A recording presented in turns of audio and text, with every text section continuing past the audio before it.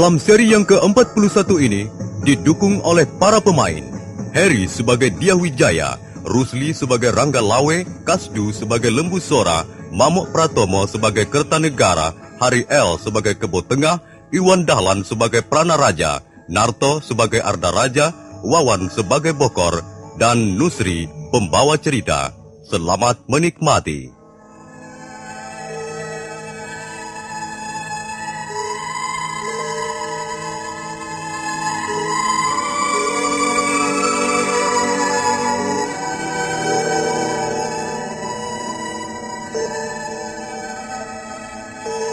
Prana Raja melaporkan bahwa pasukan gelang-gelang telah memasang kemah di desa Mameling. Rangga Lawe bergegas menemui pamannya Lembu Sora. Mereka lalu melaporkannya pada Dyah Wijaya. Maka malam itu juga Dyah Wijaya memutuskan untuk menghadapi pasukan Jaya Katwang.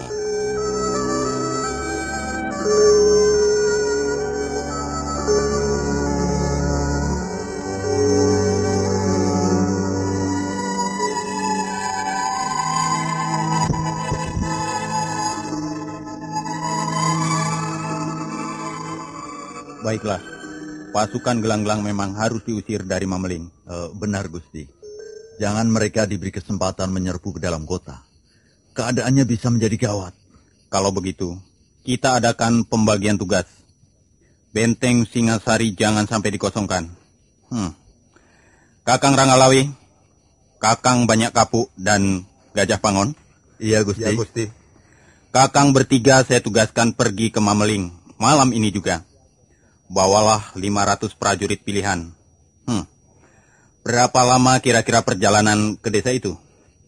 Kalau malam ini juga berangkat, besok menjelang fajar sudah tiba di Mameling, Gusti. Baiklah. Kemudian Paman Lembu Sora, iya, Kakang Kebo Anabrang, dan Paman Nambi. Saya tugaskan menjaga benteng pertahanan Singasari. Kerahkanlah prajurit-prajurit untuk menjaga pagar benteng dan sekitarnya. Saya kira cukup. Maaf, Gusti. Lalu bagaimana dengan Sang Prabu Kertanegara? Malam ini juga saya akan menghadap beliau. Saya akan berusaha meyakinkan beliau bahwa sesungguhnya Jaya Katwang bukanlah sanak keluarga yang bisa dipercaya. Baiklah, Gusti. Kalau begitu kami mohon diri untuk mengadakan persiapan. Kami pun harus mengadakan persiapan, Gusti. Iya, benar. Kalian harus mengadakan persiapan dengan cermat. Nah, selamat bekerja. Mudah-mudahan kita bisa mengatasi masalah ini dengan sebaik-baiknya. Syukur kalau tidak sampai menjatuhkan korban.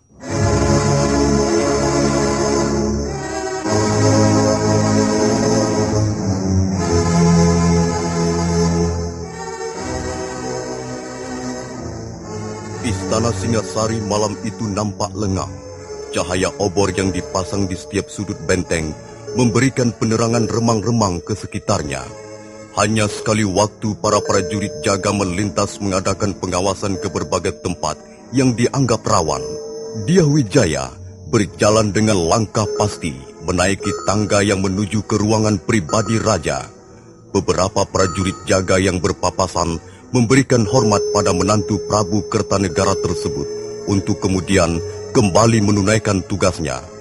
Sesampai di depan pintu ruangan pribadi raja, Dyah Wijaya menghentikan langkahnya. Seorang laki-laki bertubuh tinggi besar, bercambang lebat, berpakaian serba hitam, telah berdiri di ambang pintu yang tertutup rapat. Paman Kebo Tengah, apakah Ayahanda Prabu sudah tidur ataukah masih terjaga? Maaf, Gusti Sang Rama Wijaya. Ada keperluan apa Gusti malam-malam datang kemari?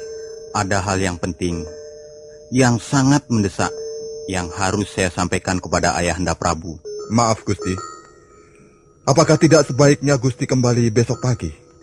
Tidak bisa, Paman. Ayahanda Prabu harus tahu masalah ini malam ini juga.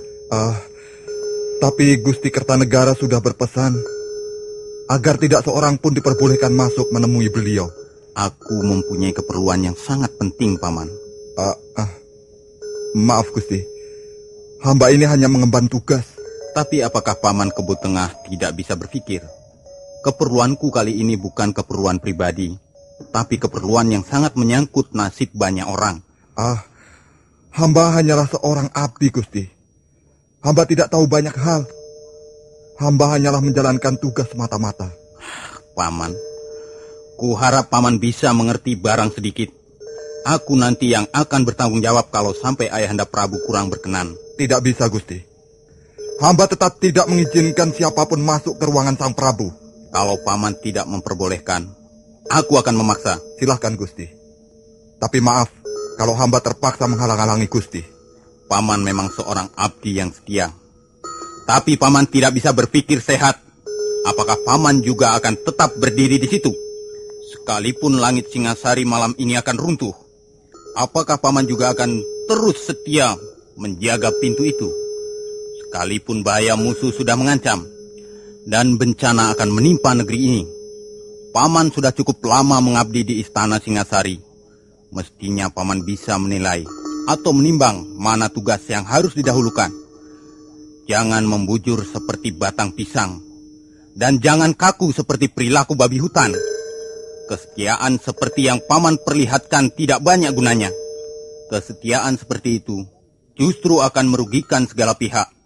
Kesetiaan membabi buta. Paman harus belajar berpikir sedikit lebih maju. Jangan hanya seperti katak dalam tempurung. Gusti Sang Rama Wijaya. Iya. Paman ini orang bodoh. Barangkali di istana ini Paman orang yang paling bodoh. Tapi Kebo Tengah tidak rela dicaci maki seperti ini. Sudah bertahun-tahun aku mengabdi dan baru malam ini ada menantu raja menyamakan diriku dengan babi hutan. Memang Kebo Tengah orang dungu. Tapi Kebo Tengah bukanlah manusia pengecut. Aku tidak ambil pusing dengan urusan negeri. Masa bodoh? Apakah negeri ini mau runtuh? Apakah Singasari akan hancur lebur atau ditelan setan? Aku tidak peduli. Tugasku hanyalah melaksanakan perintah raja. Kalau Gusti Sang Rama Wijaya masih nekat mau masuk pintu ini, baiklah, silakan masuk. Tapi langkai dulu mayat Kebo Tengah. Itu berarti kau menantang aku. Kalau Gusti merasa ditantang, terserah.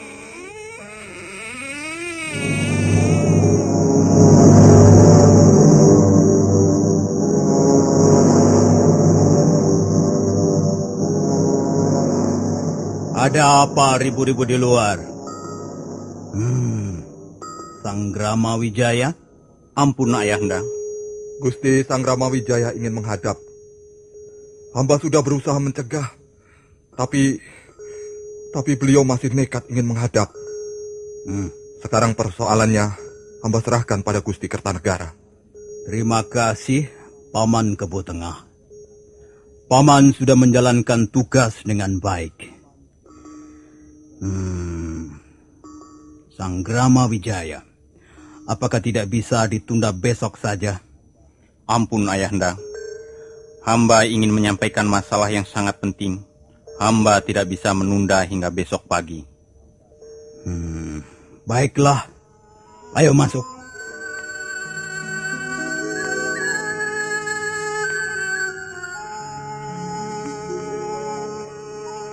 Memberontak? Jaya Katwang memberontak? Aku tidak bisa mempercayai berita ini. Tidak masuk akal.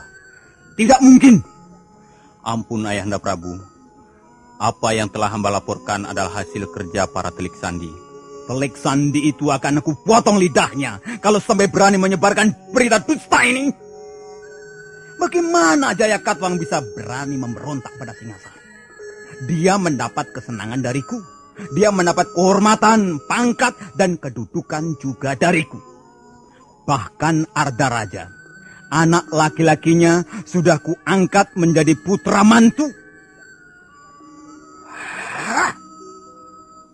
Berita ini pasti berasal dari golongan yang ingin memecah belah kekerabatan Singasari. Pasti ada unsur-unsur yang datangnya dari pihak luar yang ingin Singasari runtuh karena baku hantam di antara saudara sendiri. Tapi Ayahanda Prabu, pasukan gelang-gelang sekarang ini sudah memasang kemah di desa Mameling. Apakah itu bukan suatu bukti bahwa Prabu Jaya Katwang mau memberontak? Sang Rama Wijaya, jangan sebut-sebut lagi kata berontak. Telingaku berisih. mendengar berontak. Sekarang ini Singasari sudah menjadi mercusuar kekuasaan di seluruh bumi Nusantara. Tak ada yang berani tengadah memandang mukaku. Semua tunduk terpaku. Warna bumi yang konon kabarnya mempunyai kekuatan prajurit bagaikan air bak dapat kusuruh berlutut sambil membisikkan namaku dengan gemetar. Maulia Warmadewa tak mampu berkata apa-apa lagi begitu Arta Amoga Paksa dipancangkan. Berontak. Tak ada yang berani berontak padaku sekarang ini, Sang Rama Wijaya. Apalagi Jaya Katwa.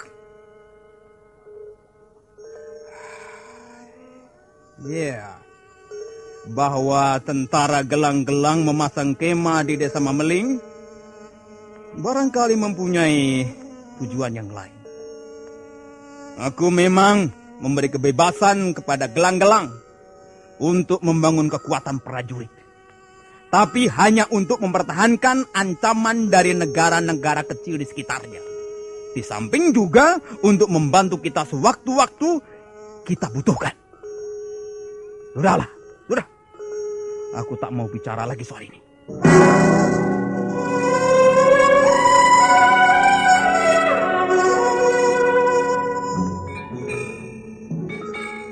Dengan perasaan kecewa, Dyah Wijaya meninggalkan ruangan pribadi raja.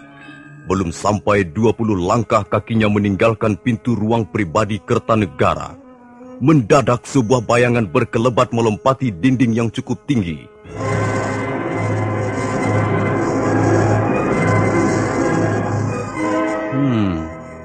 Ada orang yang mengintip pembicaraanku dengan Ayahanda Prabu. Kurang ajar. Berani sekali orang itu memanjat tembok dan menguping dari atas bangunan istana. Aku akan menangkapnya.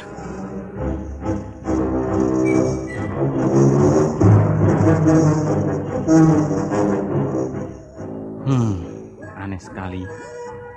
Orang itu tiba-tiba lenyap di sini. Tidak mungkin dia bisa menghilang.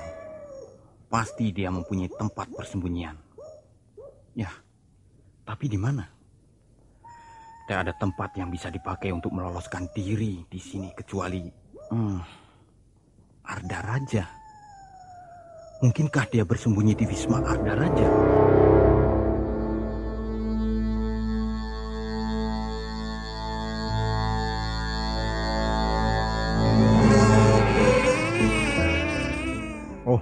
Kakang Wijaya, ada apa Kakang? Maaf, Adi Arda Raja. Aku sedang mengejar seseorang. Mengejar seseorang? Kau kenal orang itu? Aku tidak mengenalinya. Orang itu berpakaian serba gelap. Dia telah berani mengintip pembicaraanku dengan Ayahanda Prabu. Rupanya pembicaraanmu dengan Ayahanda Prabu begitu penting. Hingga ada orang yang menyempatkan dirinya untuk menguping. Lalu mengapa Kakang Wijaya mengejarnya sampai kemari? Dia melompati dinding yang cukup tinggi dan kemudian lenyap di tempat ini. Aku tahu. Kakang Wijaya pasti mencurigai aku. Tidak. Bagaimana tidak? Kalau tidak, kau pasti dia mencari di tempat ini. Orang itu lenyap di sini. Bagaimana aku akan mencari ke tempat yang lain? Jadi Kakang mencurigai aku, iya? Adi Arda Raja, terus terang. Kecurigaanku itu timbul justru setelah melihat sikapmu seperti ini. Kakang Wijaya, kalau kau curiga dan masih penasaran, silahkan menggeledah isi rumahku. Tapi, tentu saja setelah aku mengizinkannya. Adi Arda Raja, aku masih bisa menahan diri untuk ribut di antara sesama putra mantu. Dan itu karena aku masih menghargai Ayahanda Prabu, bukan karena takut padamu.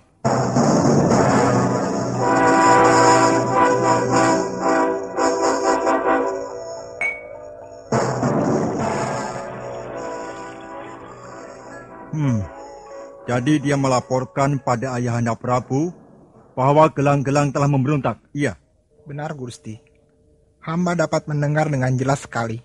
Lalu bagaimana tanggapan Ayahanda Prabu? Sepertinya Ayahanda Prabu tidak mempercayai laporan itu.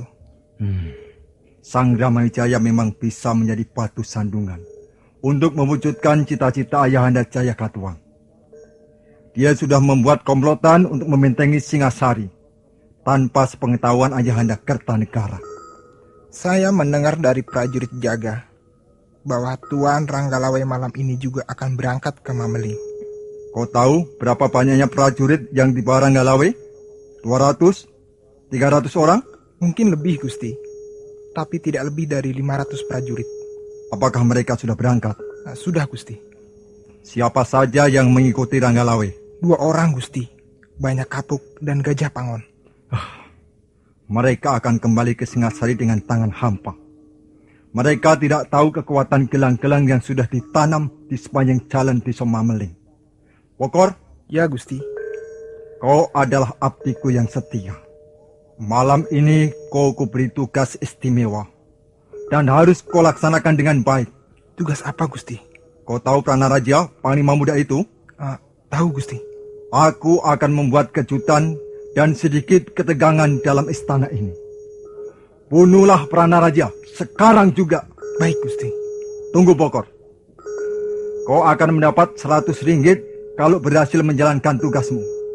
Tapi ingat, kalau sampai gagal, kau tahu apa yang harus kau lakukan.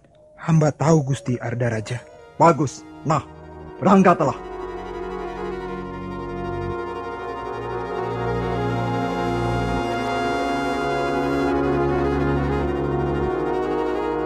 Bokor adalah orang gelang-gelang yang secara diam-diam dibawa Arda Raja ke istana Singasari. Tidak banyak yang mengetahui kehadirannya, kecuali para pangeran Singasari yang tinggal di wisma-wisma pangeran. Bokor adalah pembantu setia Arda Raja ketika putra Jayakatwang itu masih tinggal di gelang-gelang. Laki-laki bertubuh gempal itu memang seorang budak yang teramat setia. Baginya, perintah majikan adalah hukum tak tertulis, namun juga tak terbantah. Malam itu dia bergegas menuju wisma kediaman Pranaraja. Aku tidak boleh melewati pintu gerbang. Aku harus menempati dinding ini, baru mencari wisma panglima muda itu.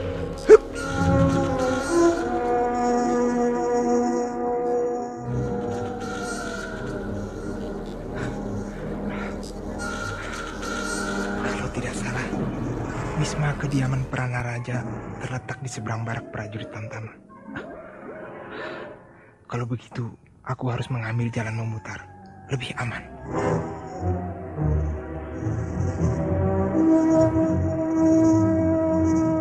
Setelah berjalan kurang lebih 200 langkah, akhirnya Bokor sampai di wisma Pranaraja. Wisma yang pintunya terkancing rapat itu nampak sunyi. Pasti Pranaraja sudah tidur pulas di atas pembaringan. Tapi untuk menjaga segala kemungkinan buruk, aku akan menggunakan aji sirup supaya aku lebih leluasa masuk ke dalam. Bokor yang mempunyai tingkat kepandaian cukup tinggi itu segera duduk bersila di balik rimbunan tanaman hias. Bibirnya bergerak-gerak mengucapkan mantra-mantra sirep. Telapak tangannya digosok-gosokkan dan keluarlah asap putih yang segera menyebar ke sekitar tempat itu.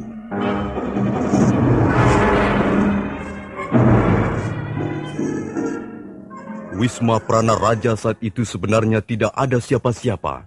Kosong. Pranaraja masih sibuk mendapat penjelasan dari lembu sora di wisma kediamannya tentang berbagai macam hal sehubungan dengan masalah pengamanan istana Singasari. Karena itu Bokor nampak sangat kecewa. Dengan bersungut-sungut, dia melangkahi jendela yang sebelumnya sudah dibongkarnya. Tapi pada saat itu, Pranaraja muncul dan langsung menghunus pedangnya. Hai! Siapa itu? Hai! Jangan lari!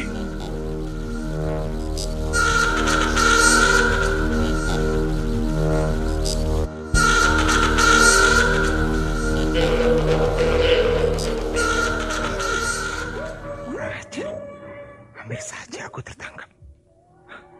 Untung aku segera bisa meloloskan diri. Aku harus menunggu keadaan menjadi aman dulu. Prana Raja pasti mengejar aku. Tapi dia tak akan dapat menemukan aku di sini. Ya, nampaknya sudah aman. Mungkin Prana Raja kehilangan jejak. Mungkin dia mengejarku ke arah sana.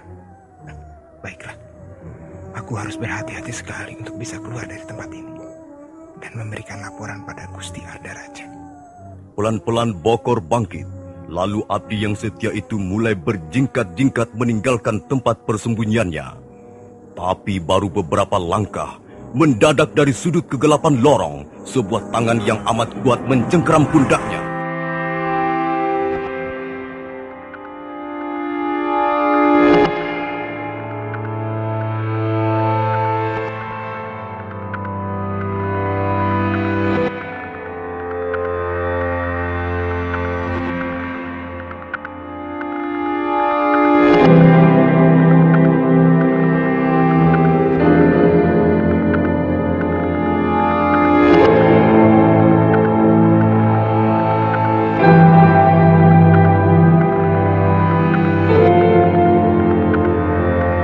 Bokor sangat terkejut.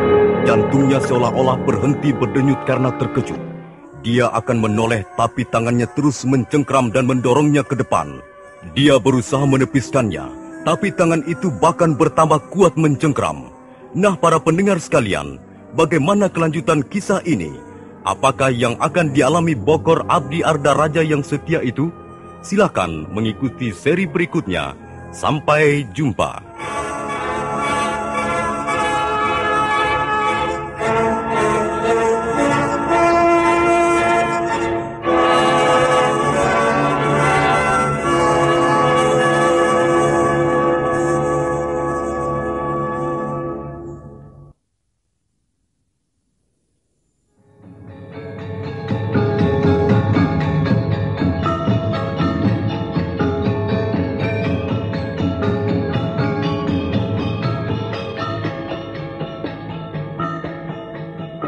Dalam seri yang ke-42 ini didukung oleh para pemain Heri sebagai Dyah Wijaya, Narto Bantul sebagai Arda Raja, Kasdu Dewa sebagai Lembu Sora, Iwan Dahlan sebagai Prana Raja, Wawan sebagai Bokor, Rusli sebagai Rangga Lawe, Bambang Hermanto sebagai Gajah Pangon, Budi Klontong sebagai Banyak Kapuk, dan Nusri pembawa cerita. Selamat menikmati.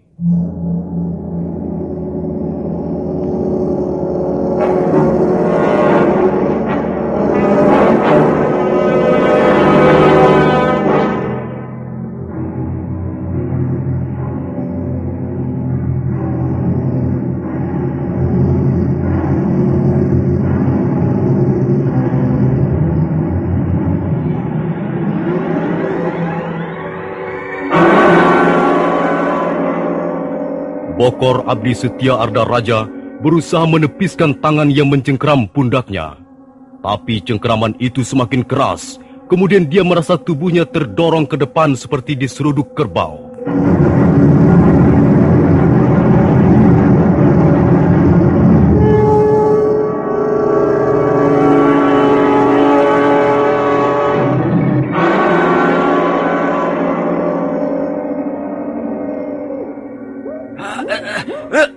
Kurang ajar. Siapa kau? Akulah yang mestinya bertanya siapa kau. Dan apa maksudmu berlari-larian seperti seorang durjana? Apa yang telah kau lakukan? Tak perlu kau tahu urusan orang. Aku yang bertanggung jawab masalah keamanan di istana ini. Kau harus kutangkap dan kuperiksa. Tidak mudah menangkap orang. Kecuali orang itu menurut kau seperti seekor kerbau dicocok hidungnya. Jadi kau tidak mau menurut? Ya, inilah jawabanku.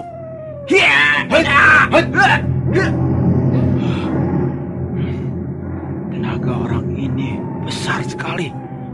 Seperti tenaga seekor banteng yang sedang marah karena terluka. Kalau aku tidak segera mengambil tindakan, bisa repot nantinya. Ayo, mengapa tidak menyerang lagi? Sudah menyerah? Marilah, berikan tanganmu untuk kuikat dan kuperiksa di gardu penjagaan. Kau pasti orang yang mempunyai niat kurang baik. Kau akan bisa menangkap aku kalau aku sudah terbujur menjadi mayat. Iya, bagus. Jadi kau ingin bermain-main dengan pedang, ha? Aku tidak bermain-main. Aku akan membunuhmu. Ya! Iya.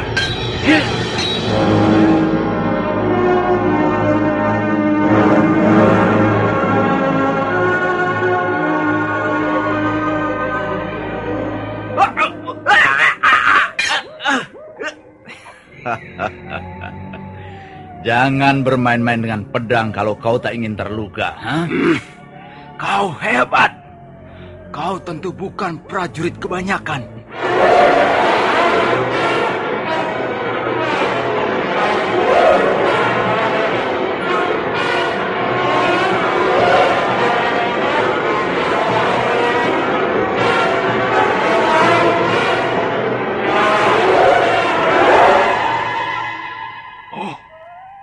Gusti Lembu Sora. Apa yang terjadi, Pranaraja? Hamba tengah mengejar seorang durjana, Gusti. Lembu Sora. Jadi orang inikah yang bernama Lembu Sora? Senopati Perang Singosari yang sangat tersohor itu. Oh, pantas aku tidak mampu menandinginya. Coba kau lihat, Pranaraja. Aku telah menangkap orang ini. Diakah orangnya? Ya, pasti dialah orangnya, Gusti. Dia juga mengenakan pakaian warna gelap, Gusti. Apa yang telah dilakukannya? Dia telah memasuki ruangan tidur hamba dengan merusak daun jendela, Gusti. Coba perhatikan. Apakah kau mengenalinya? Hai, pencuri busuk. Perlihatkan mukamu. Ayo tengadahkan wajahmu. Aku mau melihat. Apakah aku harus maksamu, ha? Tidak, Gusti. Rasanya hamba belum pernah melihat orang ini. Mungkin orang luar. Entah apa maksudnya dia memasuki wisma hamba. Yang jelas bukan maksud baik. Pasti ada yang berdiri di belakang peristiwa ini. Maksud Gusti, dia hanya orang suruhan. Ya, pasti ada yang menyuruh dia. Tapi siapa, Gusti? Rasanya hamba tidak mempunyai musuh di istana ini. Jangan cepat mengambil kesimpulan begitu, Pranaraja. Musuh di depan mata memang tidak. Tapi musuh di dalam selimut, mana kita tahu? Ya, benar, Gusti. Lalu apa yang akan kita lakukan terhadap orang ini, Gusti? Aku akan mengorek keterangan dari mulutnya. Tapi jangan di tempat ini. Bawalah dia ke gardu penjagaan. Baik, Gusti. Hai, ayo bangun. Jangan meringkuk seperti kambing buruk begitu. Ayo bangun dan ikut kami.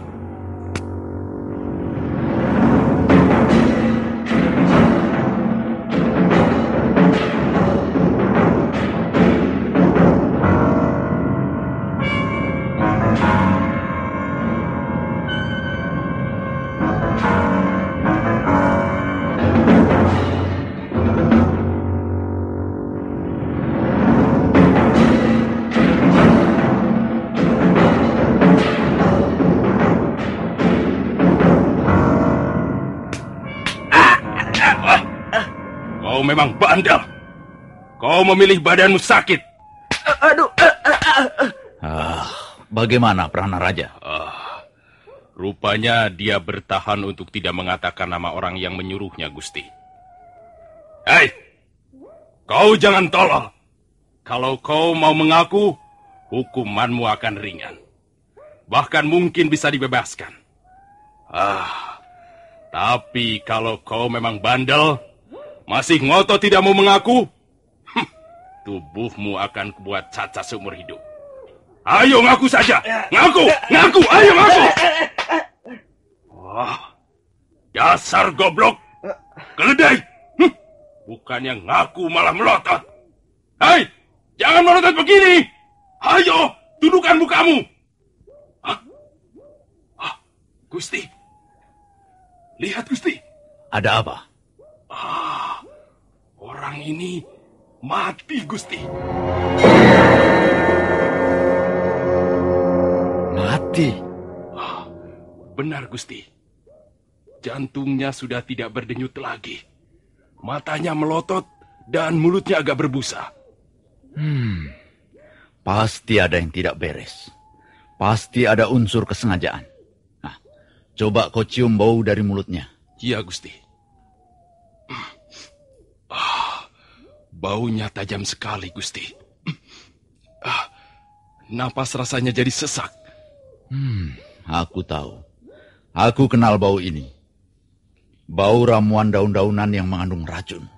Aku tahu. Karena takut membongkar rahasia majikannya, maka orang ini memilih bunuh diri dengan menelan ramuan racun itu. Kalau begitu sayang sekali. Kita tidak bisa lagi mengorek keterangan dari mulutnya yang berbusa itu. Kalau dia sampai berani mengorbankan nyawanya untuk melindungi majikannya, tentulah majikannya itu orang yang sangat kejam dan berbahaya. Benar, Gusti. Lalu apa yang akan kita lakukan dengan orang ini? Kau tunggu di sini. Aku akan menemui Gusti Sang Ramawijaya.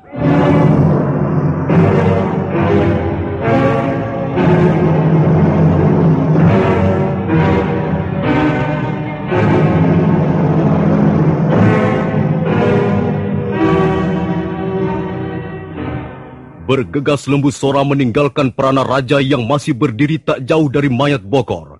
Sebentar kemudian, dia sudah kembali lagi sambil mengiringkan Dyah Wijaya. Silahkan memeriksanya, Gusti. Mulutnya berbusa dan seluruh tubuhnya mengejang. Ya. Coba kau balikkan mukanya itu, Prana Raja. Aku ingin melihat wajahnya. Baik, Gusti.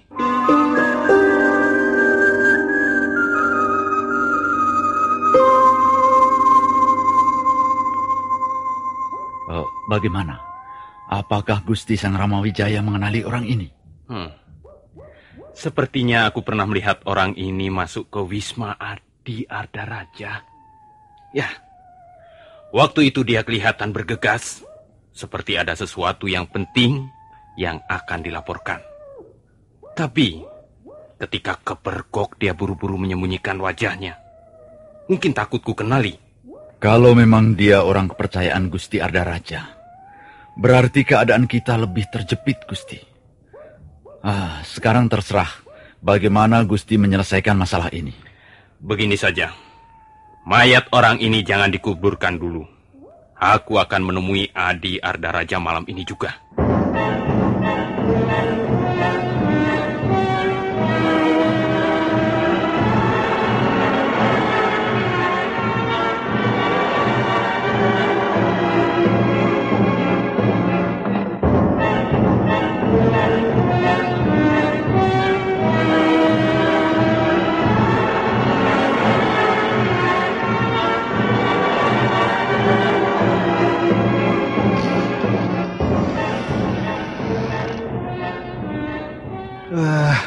Kau lagi. Ada perlu apa lagi, Kakang Sang Ramawijaya? Aku ingin minta bantuanmu, Adi Ardaraja. Bantuan apa? Malam ini ada peristiwa pembunuhan. Aku ingin minta bantuanmu untuk mengusut peristiwa ini. Di mana peristiwa itu terjadi, Kakang? Mari ikut aku. Adi Ardaraja akan dapat melihat sendiri.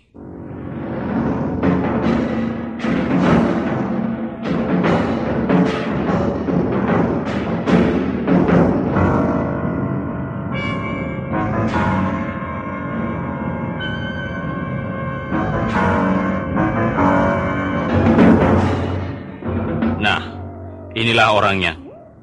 Paman Lembu Sora bermaksud menangkap hidup-hidup pembunuh gelap ini, tetapi gagal.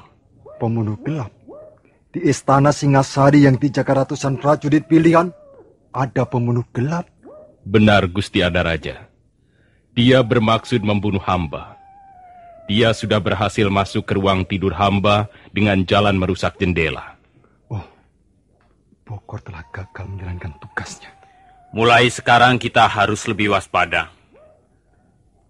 Peristiwa ini menjadi bukti bahwa seorang durjana tak kurang jalan untuk menyusup ke dalam istana. Iya, cukup jelas. Kewaspadaan itu perlu, Kakang. Ada satu hal yang ingin kutanyakan padamu, Adi Ardaraja. Tanyakanlah saja, Kakang. Kalau bisa, Aku akan menjawabnya. Apakah kau mengenali orang ini? Apa? Aku mengenali orang ini. Kakang jangan bicara sembarangan. Aku hanya bertanya, Adi. Jangan bertanya sembarangan, Kakang. Hal itu bisa berbahaya untuk persatuan kita. Maaf, Gusti Ardaraja. Kalau saja pembunuh gelap ini tertangkap hidup, tentulah kita bisa memeras keterangan dari mulutnya. Iya, sayang sekali memang. Dia keburu mati dengan menelan ramuan racun. Barangkali maksud Gusti Sang Ramawijaya. Siapa tahu Gusti Ardaraja pernah melihat orang ini entah di mana. Hal itu tentu bisa kita jadikan petunjuk dalam pengusutan peristiwa ini. Oh tidak, aku tidak mengenali orang itu. Ya, aku tidak pernah melihatnya. Maaf, Adi Ardaraja. Aku pernah melihat orang ini. Nah, kalau begitu Kakang bisa mendapat petunjuk untuk mengusut peristiwa ini.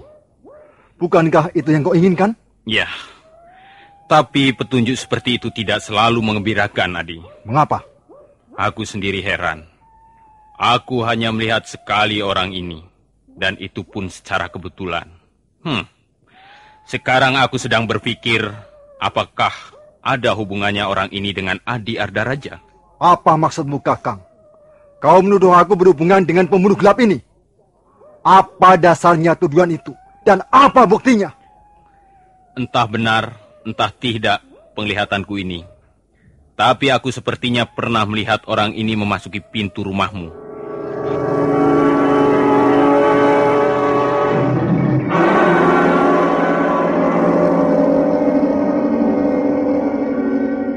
Jadi kalian menuduh aku berkomplot dengan orang ini?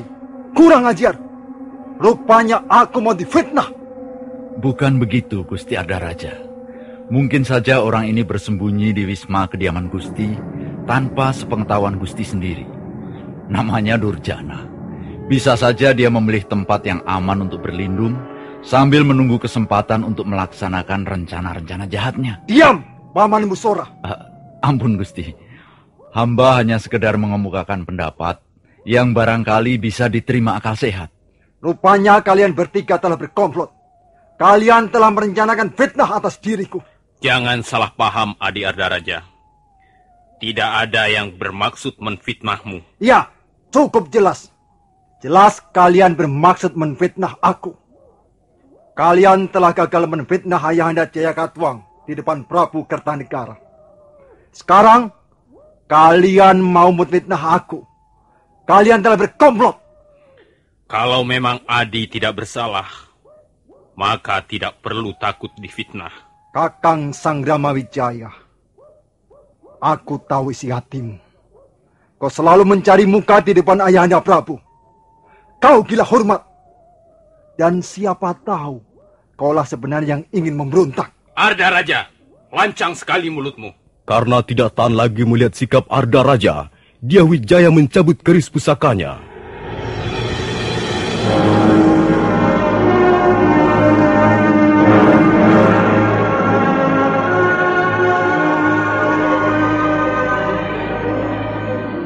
Ayo Ardaraja, jangan hanya pandai bicara, memutar balikkan peristiwa.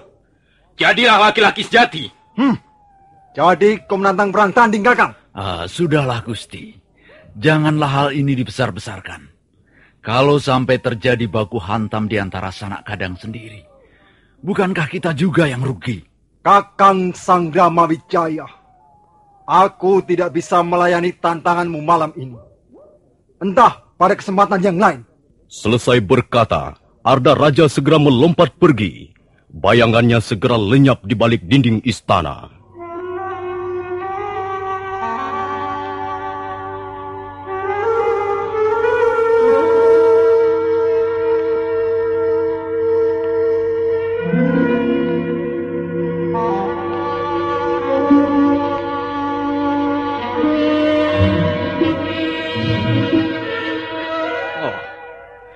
Aku hampir tak bisa menguasai diriku, Paman Lembu Sora.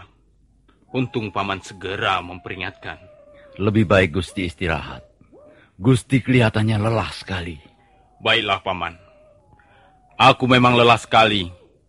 Tolong kau urus mayat orang itu. Jangan sampai peristiwa ini bocor kemana-mana. Karena hal itu bisa menimbulkan keresahan di dalam istana. Tapi mulai malam ini, kita harus lebih waspada menghadapi Arda Raja. Aku mendapat kesan dia menyembunyikan sesuatu yang buruk di balik penampilannya yang ramah. Nah, begitu lebih baik, Gusti. Kita berjaga-jaga saja dalam istana, sambil menunggu berita dari Desa Mameling.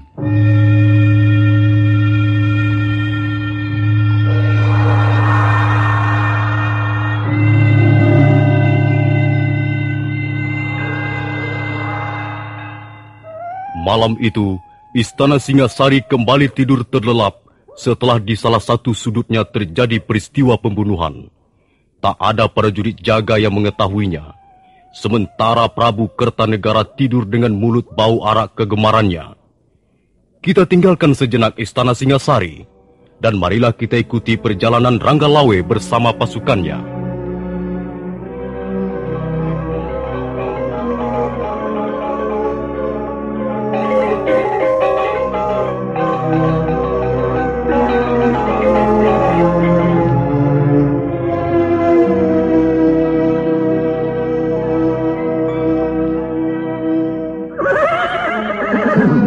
Bagaimana pendapatmu, Kakang Gajah Pangon?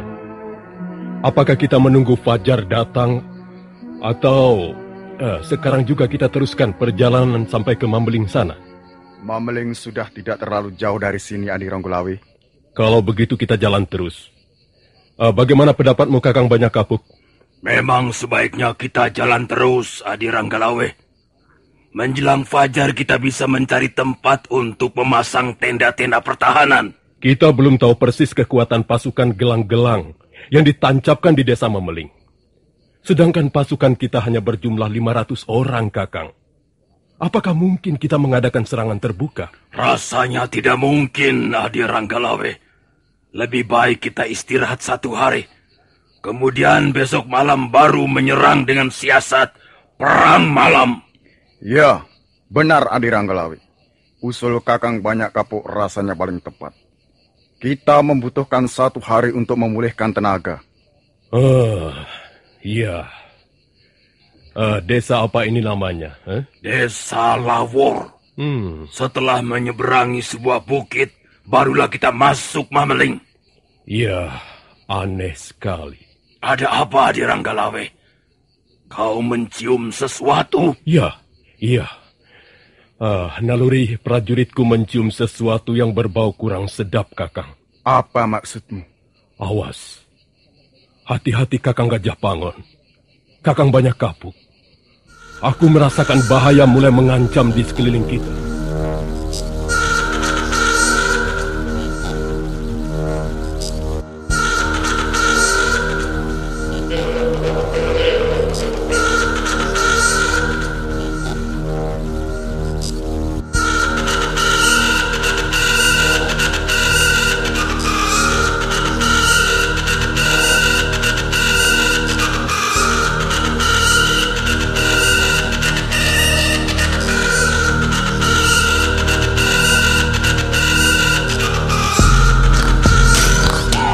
Apa yang dirasakan Ranggalawe ternyata terbukti kebenarannya.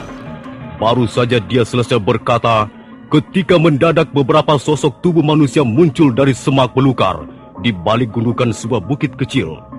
Nah, para pendengar sekalian, bagaimana kisah selanjutnya? Apakah yang akan dialami Ranggalawe berikut pasukan tempurnya? Silakan mengikuti seri berikutnya. Sampai jumpa.